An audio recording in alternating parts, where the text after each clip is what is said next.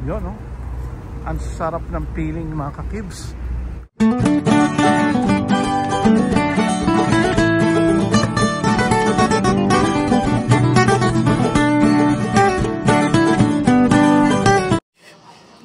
Yun.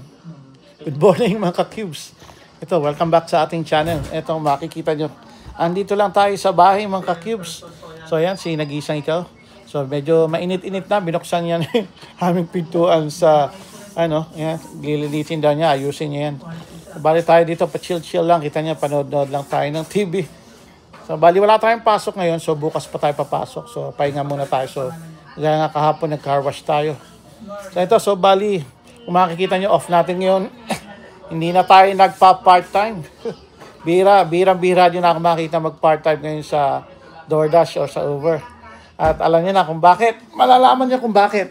So, dahil hindi na natin kailangan or hindi na tayo actually hindi na tayo talagang porsigidong ngayon. So, hindi naman sa dahil tinatamad na tayo. Hindi na tayo porsigidong mag-part-time ngayon. Dahil na-fully paid na natin yung sasakyan natin, mga ka-cubes.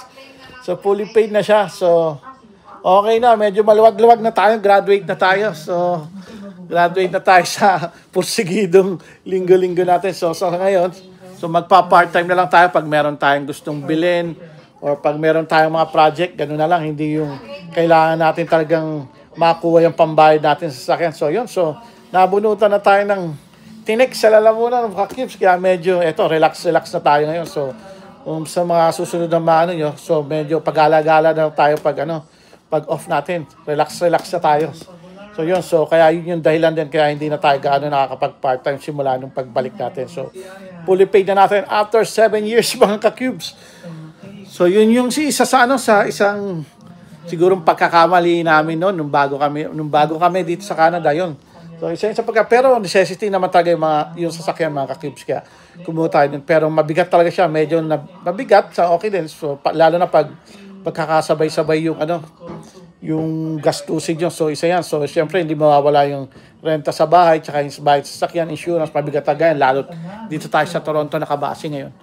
So, yan. So hopefully ngayon, medyo makakaluwag na tayo. Magiging stress-free na tayo.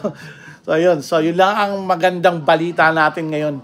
So, sa mga nagbabalak kumuha ng sasakyan dyan, so, pag-isipan nyo pong maigay muna. So, bali 7 years or 6 years, depende po sa inyo kung bubunuin niya, ganong katagal po. At least kayo, nakagraduate na tayo. So, yun. So, yung budget na binabayad natin sa sasakyan, so, ibubuhos na natin sa ibang bagay. So, siguro yung mga ibang utang na rin, bayaran na rin natin. Tapos, makakapag-ipon na rin talaga tayo ng totoo ngayon. So, dati kasi, yung ipon natin, pasundot-sundot lang ipon natin. Mostly, tagang sa sasakyan tsaka sa bahay na pupunta.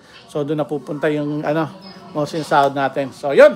So, yun muna, mga ka-cubes. So, sa ngayon, maglilinis muna kami dito sa aming balcony ko, no. So, ayan. So, andyan pa yung bike rack natin. So, ngayon, inumpisa na Nag-iisang Ikaw. So, lalagyan namin siguro yung binili namin na upuan sa Walmart. So, ayan, makikita nyo, summer na. So, maganda na yung labas ng aming condo. Yan, makikita nyo sa labas. So, ayan. So, wala ata nagbabarbecue ngayon sa baba. So, makapagpa-reserve na nga. So, ayan. So, ayan. So, bilis-bilisan mo dyan, Inday, ha? Bilis-bilisan mo dyan. Ayan. So, ayan, mga ka-cubes. So, medyo ayos na. Kahit wala ng jacket, kaya na. Kita nyo, nakasanto na lang din tayo. Pero mahangin pa. So, ayan. So, kita-kits ulit tayo, mga ka-cubes. So, yan lang po muna update natin sa ngayon. Few moments later. Yun. Mga cubes, so welcome back. Ito, nagbabalik. So welcome back sa ating channel. So ito, so araw ng Sabado. So katatapos lang natin mag-grocery. Andito tayo sa Freshco. Kabibili ko lang ng tinapay tsaka ng saging. Baon natin bukas. So araw ng linggo bukas, first day of work. Pero 3 days lang tayo papasok ngayong week na to. So bali, short week tayo ngayon. So bali ito, so kung napapansin nyo, bihirang-bihira or hindi na nga tayo gaano nakakapag upload ng natin pag DoorDash or pag Uber Eats natin. So dahil diyan sa sa isang dahilan, gaya ng sabi ko kanina doon sa vlog ko napanood nyo, is fully paid na natin yung sasakyan natin. Congratulations sa ating dalawa ni Nag-iisang Ikaw. So after 7 years, nabayaran na natin yung sasakyan. Napakalaking ginhawa, mga cube. So although hindi pa natin nararamdaman yung ginhawa kasi kakapully paid pa lang natin yung sasakyan natin. So in the next few months siguro gagaan na talaga yung budget natin. So Yun nga, so tsaka yun nga, since na bago rin yung ano natin kasi yung schedule natin, may incentive yun. May incentive yung schedule natin, so nakakadagdag na rin yun. So imbis na lalabas tayo, sa bahay na tayo nagpapahinga. So yung incentive ng 3 days, 4 days na pasok, na Sabado hanggang Martes or Miyerkules, malaking incentive na yun. Pag pinagsama yung incentive namin ni Nag-iisang Ikaw, okay na yun, para na rin tayo nag-part-time. Yun nga lang, ang downside nun is 12 oras kami nagtatrabaho. Minsan pagod na pagod talaga kami.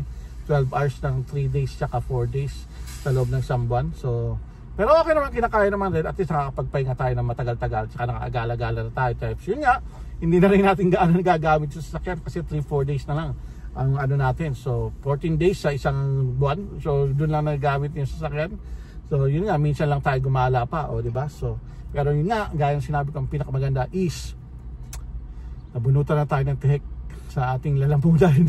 So magkakaroon tayo ng extra money talaga na hindi na natin kailangan pang magpakahirap sa pagpa-part-time. So hindi ko naman sinasabing masama yung pagpa-part-time ang ka-cubes. So nanggaling din tayo dyan. So ngayon, so ibig sabihin lang is talagang relax na tayo. So maraming time para kay Nag-iisang Ikaw at marami na rin time para gumala na kasama sa Nag-iisang Ikaw. Pero sa ngayon, so pahinga muna tayo. So at pag-iisipan pa natin kung anong gagawin natin sa mga susunod na dahil summer na nga. So kita nyo, hindi tayo gaano nakaagala dahil nga pagod na rin. So kaya ang balak namin ni Nag-iisang Ikaw is every 4 days yung off namin, doon na lang kami siguro gagala. So pahinga natin yung 3 days. So sa isang buwan, so makagala pa rin tayo, makakalabas-labas pa rin tayo. So yun, so yun nga, may share ko lang sa inyo. So sobrang saya natin, at least medyo nabawasan na tayo ng burden sa ating finances. So sa ngayon, ibubuhos naman natin yung imbis na pambayad sa sasakyan doon naman sa siguro sa Pilipinas or sa mga ibang utang natin. So yun mo naman, Cubes, kita-kits tayo ulit. So pupunta man tayo ng Shoppers.